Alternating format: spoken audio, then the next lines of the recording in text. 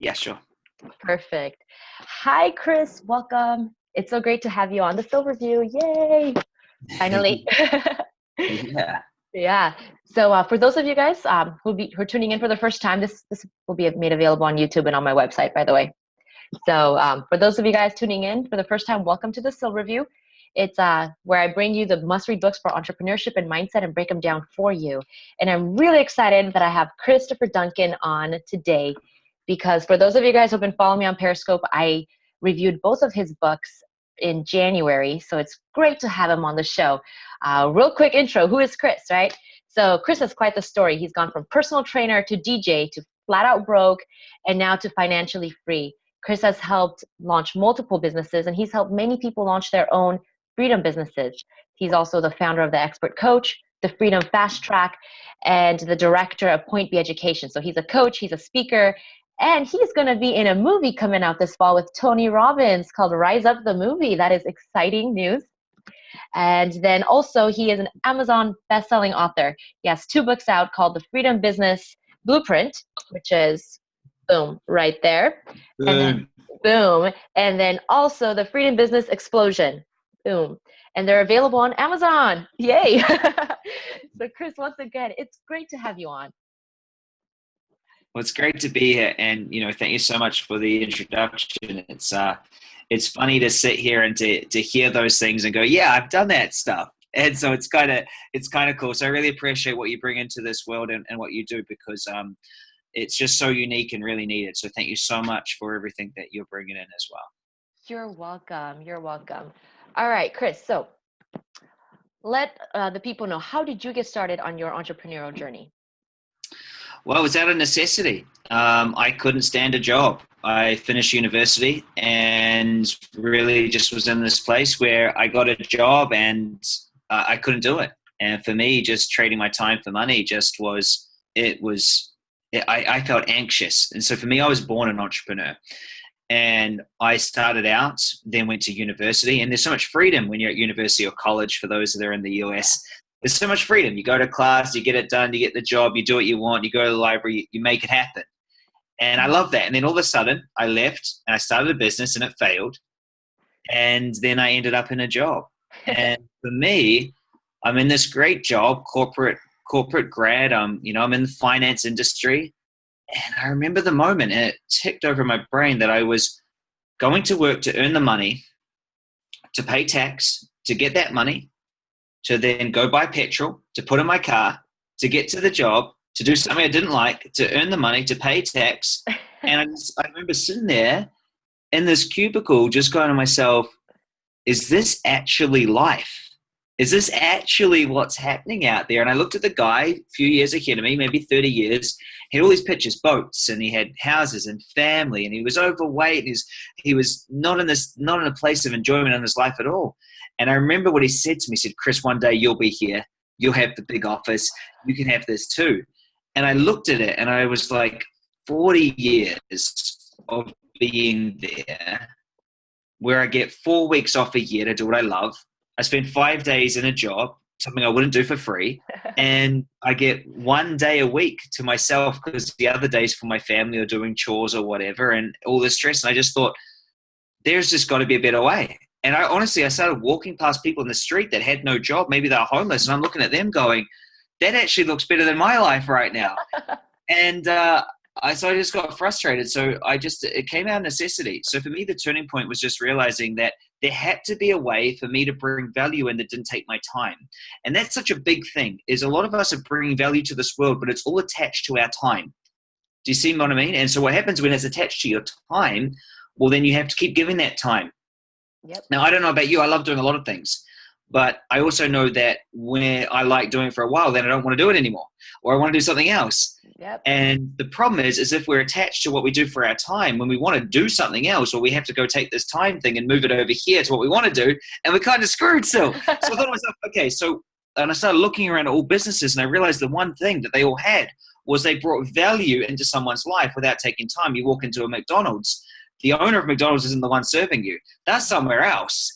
Right? You go buy something from Apple. Steve Jobs isn't there making the Apple. He's created something. And it just got me really excited. So that the moment for me, and to answer your question, and why did I get started? I got started because there was no other way to free up my time than for me to bring value in that didn't take time. So I had to start a business. That's awesome. I love it. And I love that you ended with that you had to start a business, because the next question is, what is a freedom business? Yeah, it's a good question. A freedom business is something that gives you the time and money to do what you love. Here's what it's not, though. It is not your passion. Now, you can be passionate about it, but it doesn't have to start off with that question. See, so most people ask this question to me. They go, what's a freedom business? I go, well, it's something that gives you time and money to do what you want. They go, oh, so it's, making money from doing what you love. No, it's something over here that makes the money. So let's look at it. There are so many things that you and I could do that would give us the time and the money so that we could then do what we love. Let me ask you a question. What is something that you really love to do? Travel. So you love to travel. Yes. Okay, great. Me too. Yeah. Now, we don't necessarily have to earn money from traveling. Yeah. Right? That's true. But see, there's this, you know what I mean? And so then what we do is we're going to ask ourselves another question. So that's what we love to do. And this is great for the listeners as well, so they get some questions. The next question that we got to ask ourselves, and we're going to role play this. I'm going to say, what is a service that people will pay you thousands of dollars for that you could do? Break down books and introduce them to authors like you. Beautiful. So breaking down books because people don't have enough time. So good. That's a great service, right? That's a great service. And then the next question I'd ask myself would be, if I wanted a freedom business, I'd say, how do I take that service and how do I put it online so that a ton of people can reach it? And then how do I get it done so that it's not me having to do it? So you could have others do the book review, the Sil review done by this other person, right? So they could do it and it could go under your brand and it could be there and people could pay for the book reviews. And that's the thing. And so you don't have to love doing the book reviews. You love traveling. Now you might like doing the book reviews and that's good, but it's a service that people can do. And so that's what I'm so passionate about. And I want all listeners to know this. Is step one is you just got to know that there's a service you can provide online.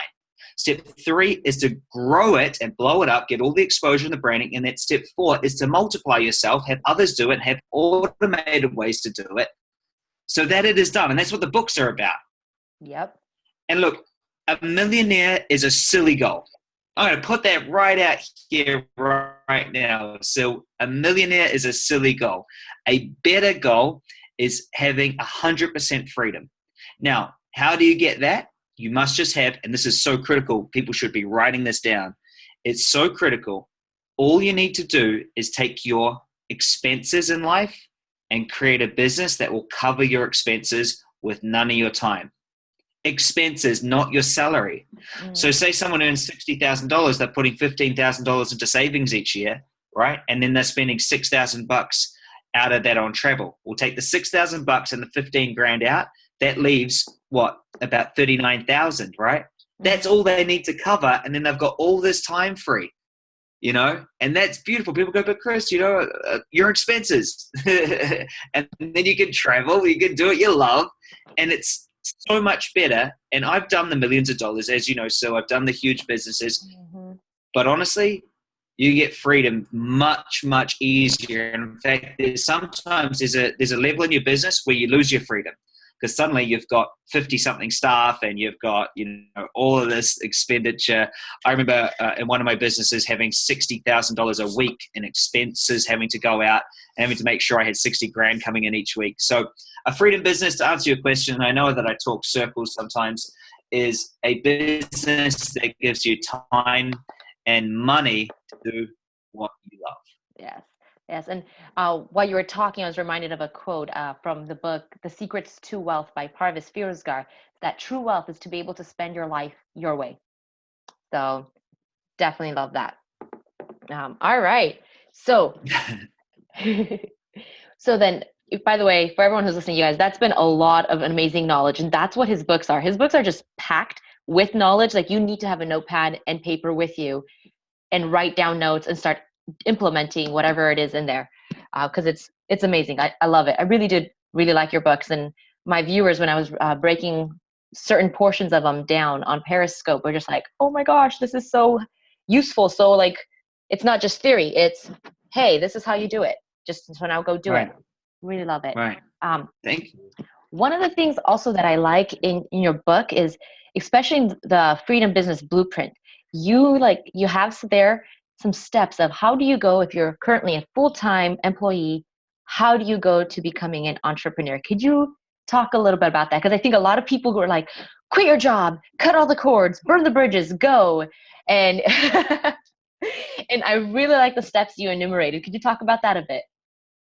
Yeah, sure. And first off, I want everyone to know that becoming financially unstable is not freedom. And that's why I created those steps. Jumping into the deep end with no one there to support you is as silly as just throwing a baby into the deep end of a swimming pool, because you're jumping into this completely unknown thing with no support. It's not going to work. And so it's these steps that I created that are going to be able to help you step your way through getting started in your business.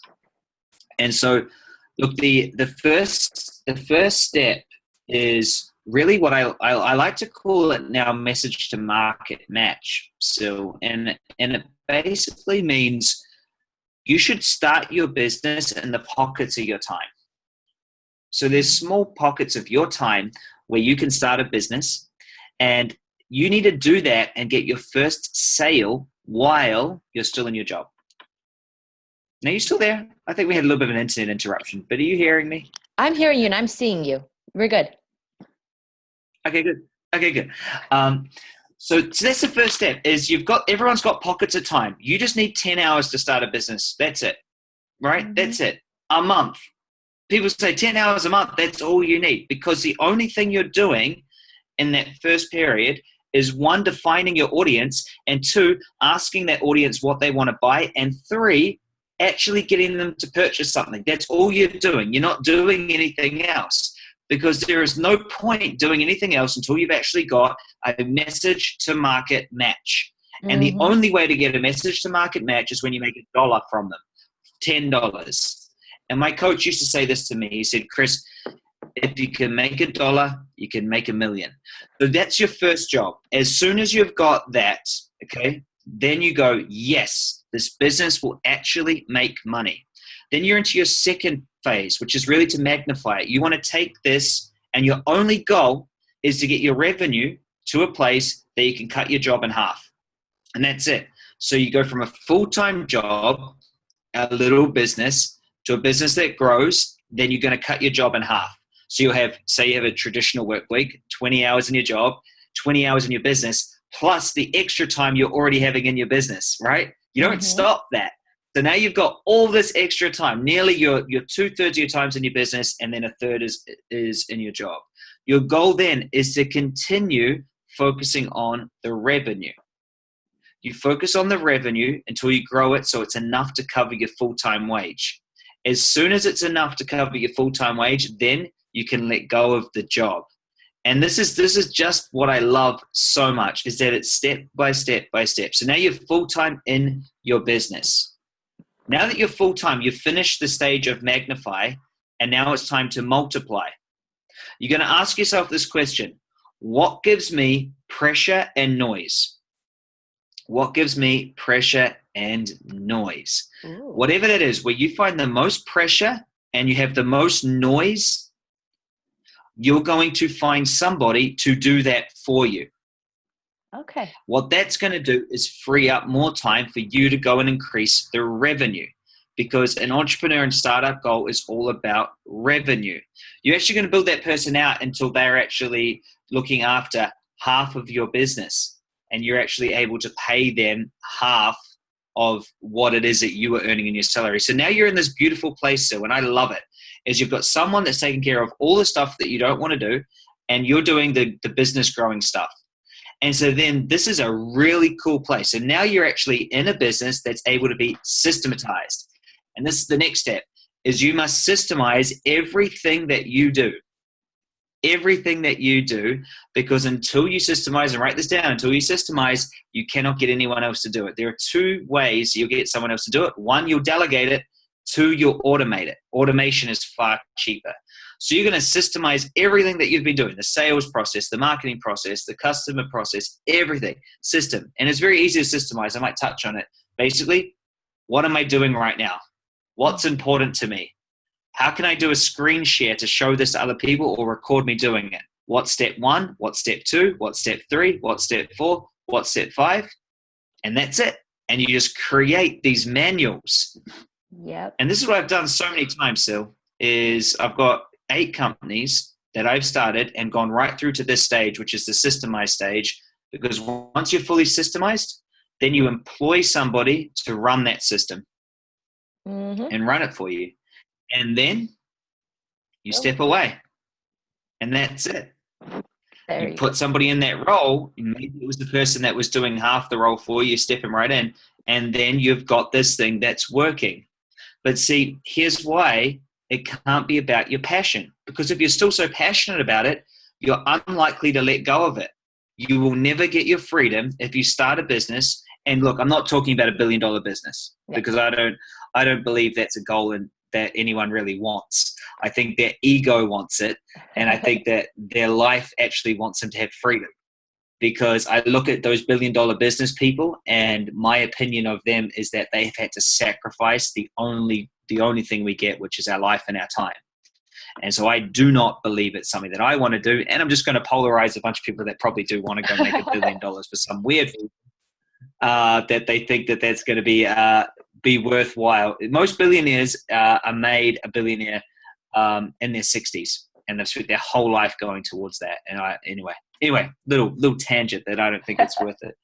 And so you don't start around your passion, because now that you've got this thing working, and maybe it's making you $2,000 a week, maybe it's just a small business and it's making you $2,000, it's paying a CEO $60,000, and there's an assistant on $20,000. So it's a $200,000 revenue business. So it is tiny. It's a micro business. But then you can step out over here and you can have $2,000 coming in a week.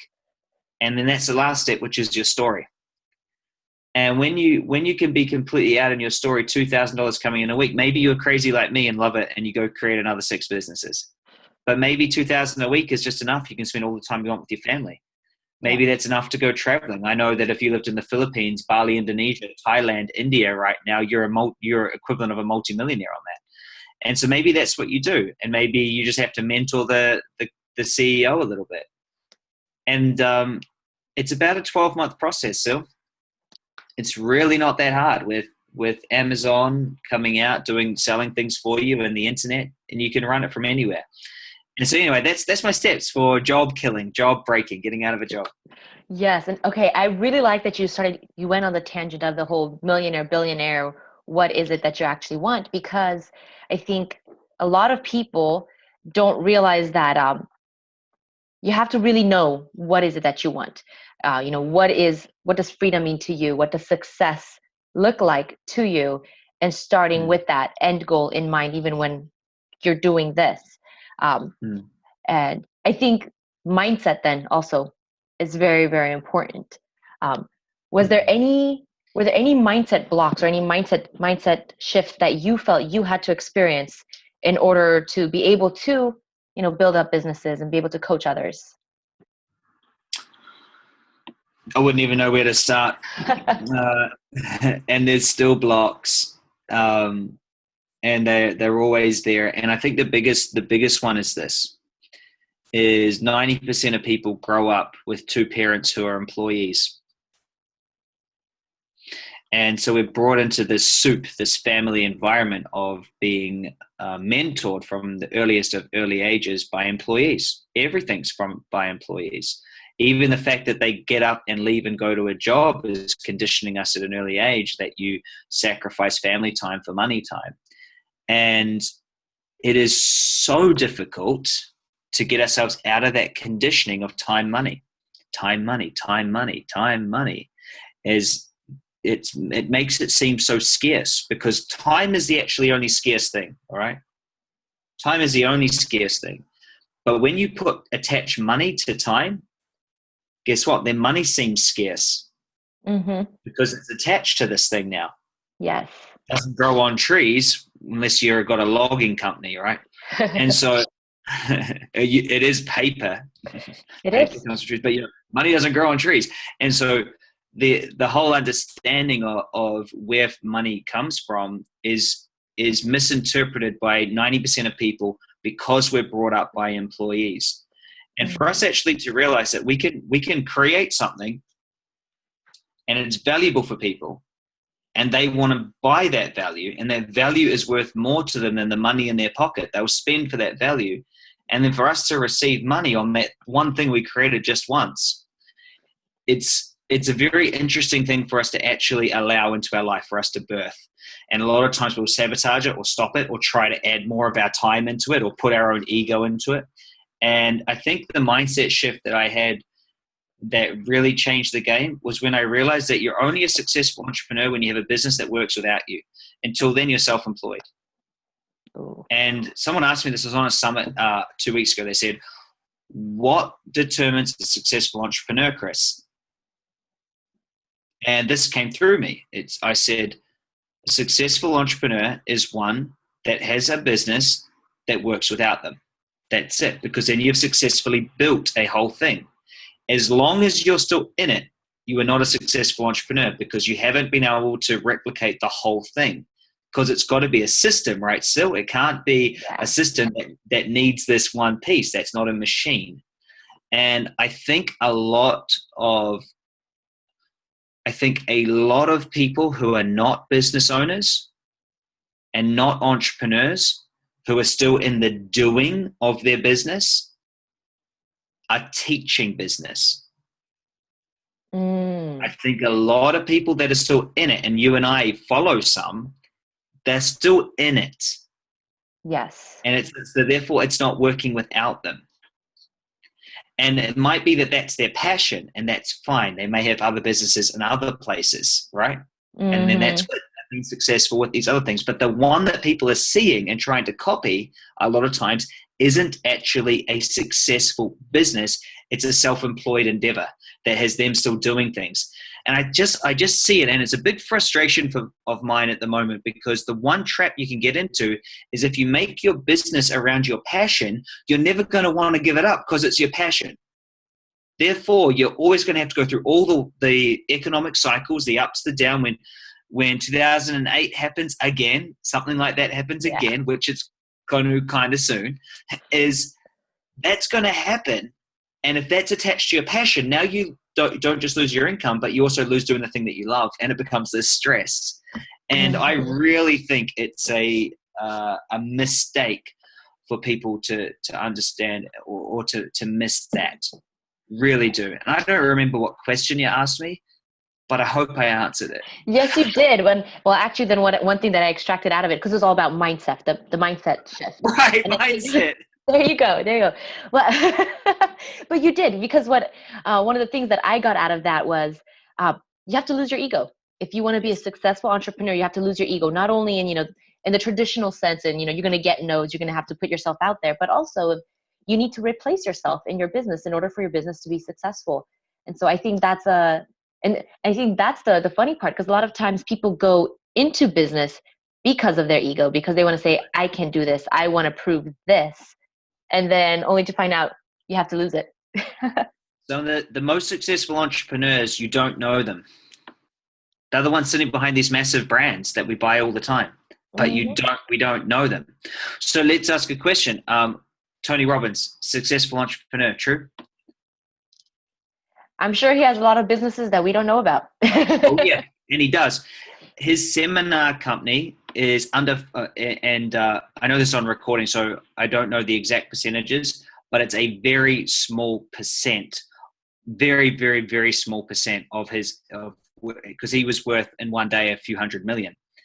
But that's a very, very small percent. And a lot of people look at that one part of what he does and says, oh, cool. So that's what I've got to do for successful business. But he actually has all these other things going on. Same with our friend Grant Cardone. We're looking at this one, but it's all these others are the actual successful businesses. He's doing this here because it's his passion, right? Yep. But all these other things here, it's actually very similar with me, is the teaching and the coaching part of it. I just love it. I love being on these calls. I love doing it.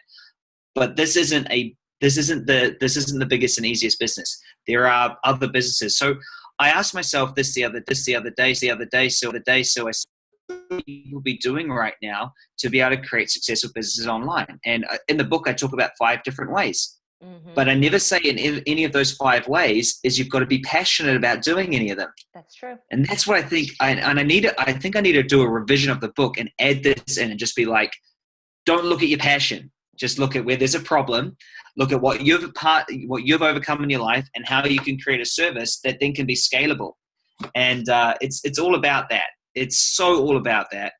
And once people can do that and realize that if they can systemize, so if you can systemize yourself how it is that you're doing book reviews, which you could, mm-hmm. and how the money is made for people to purchase your book reviews and how all of that's done, you systemize that, you'll have no problem in getting somebody else to do it. And they will be able to earn a good wage and do it from home, and they'll be able to have fun. But you'll be the business owner and you own the brand, and they will be there still in a job. Yep. And that's how the world works. Very, very true. Love it. All right. Now, one last question. You covered this slightly in your book. Are you hearing the echo as well? Okay, good. Then it's just me. So you covered this in your books and also in your 7-day program. And I think it's very important, especially for entrepreneurs, the power of rituals. I think it's really important because, I mean, first of all, every book on success, or most books that I've read that deal about success or just about, life in general, talk about the importance of rituals for life. Is there any one specific ritual that you find has helped you a lot in your life? Focusing on outcomes, not problems. So I've got this ritual of what is it that I am aiming for? What outcome am I after? And there's a lot of rituals, and I like to spell ritual a different way, RICHUAL, it's going to create a rich life. But my morning ritual, focusing on what it is that I want to bring into this world and what it is that I want to achieve is phenomenal. So I wake up and I always start off with exercise. I start off with having some good and feeding my body in the right way. And then I just start literally, I go through this goal mantra of where it is that I'm going. And it's just a daily thing. It's like brushing my teeth. It's like getting up. It's just done. I get up, I put my shoes on, I'm out, I'm walking, I come back, good healthy water, look after myself, look at my goals, figure out where I'm going every single day. And I don't even know I don't know where I would be without it. Like, it's like, it doesn't matter where I go in the world, how tired I am, what I've got on that day. I know that I'm doing that every single day. And there's one piece in it that I love the most. And I have this picture of my mentors and pictures. So I have some people that really inspire me. Nelson Mandela, I have Richard Branson, I have Anthony Robbins on there, I have Arnold Schwarzenegger. I have a bunch of cool people. Marianne Williamson, she's in there. And I sit there with them, and I sometimes ask myself questions, what would they be doing today? How would they be showing up? And I used to play international basketball and a few other things like that. So I have Michael Jordan in there. I have some other athletes. I have some New Zealand and Australian athletes that you guys wouldn't know. And I sit with that, and what it does out of everything, I look at them and I lose all my BS. I lose all my excuses, and I know their stories. So I sit there. So I sit there in the morning and I'm looking at Nelson Mandela, 27 years in prison, right? Yeah. And my problems go. And I sit there and I look at, Arnold Schwarzenegger turning up to a country he couldn't even speak the language and saying, I'm going to be the president of this country, I'm going to be a movie star, and I'm going to be like a great athlete, and then just getting as close as he could to that, becoming governor and just crushing it. And I look at these people and their things and what they do, and their stories allow me each day to know that, number one, I've got a long way to go. So my ego is never there, because I've got a long way to. And number two, it allows me to push through everything, because I know if they can do it, I can do it. And then number three, I get inspired. So my morning ritual, and I really would empower everybody to have a ritual focused on where they want to go on outcomes, doing it in a way that gets them excited for their day in their own way, and then definitely to look and sit with mentors, Yeah. which I think is great. But I cover that a lot in my 7-day program. Yeah, you do. Definitely love it. All right. Well, Chris, thank you so much for your time. Yeah. Are there any new projects that you have going on that you'd like to talk about or just to mention? I think my biggest project that I've got going on right now is there's this one frustration for entrepreneurs, and I'm solving it. What is it? Let's see if you know. What's the number one frustration for entrepreneurs? Virtual assistants, having someone do all the back end stuff? Good. Close. Number one problem is they don't have enough leads, enough sales. Well, there you go. I believe there are so many ideas out there, and no, because they need a team to do it, is where I'm leading. And here's what I want to end on. Fish should swim, monkeys should climb trees, and birds should fly. If you're a monkey, stop trying to swim or to fly. There's somebody else that is better than you. And here's the biggest thing I see. I see people starting a business and then trying to work out the marketing game. Well, guess what? I'm in a movie with Anthony Robbins and Dalai Lama and Ariana Huffington and all these people. That's coming up. I've blown up 2 number 1 best-selling books, international speaker, traveling, and I'm just a guy that created this total freedom brand. And I taught for so long, Sil, how to do it. And then I just realized that I'm just teaching the monkey how to swim, right?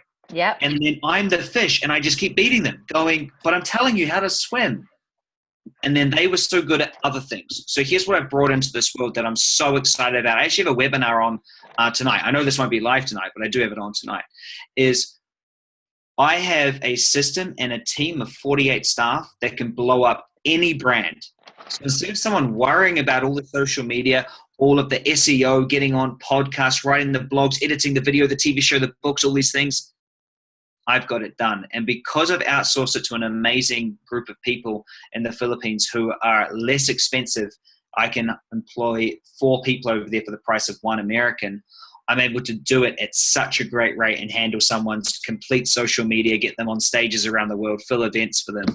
And so that's what I'm most excited about right now. And I just really hope that in the future we have more collaboration where I get to sit in my genius, which is building out marketing and brands and businesses, and someone else like you gets to sit in your genius and reading the books, distilling and making it simple and clear, which I think you do such a great job of. You really do. And I think it's such a gift. And when we can get people who are doing this thing, combine it with someone else's, one. So thank you so much for having me on. If any listeners want to catch me, I'm sure Sil will point you in the right direction. Definitely. Remember, once again, you guys, he's got the Freedom Business Blueprint and also the Freedom Business Explosion available on Amazon. All right. Thank you so much, Chris. Have a good one.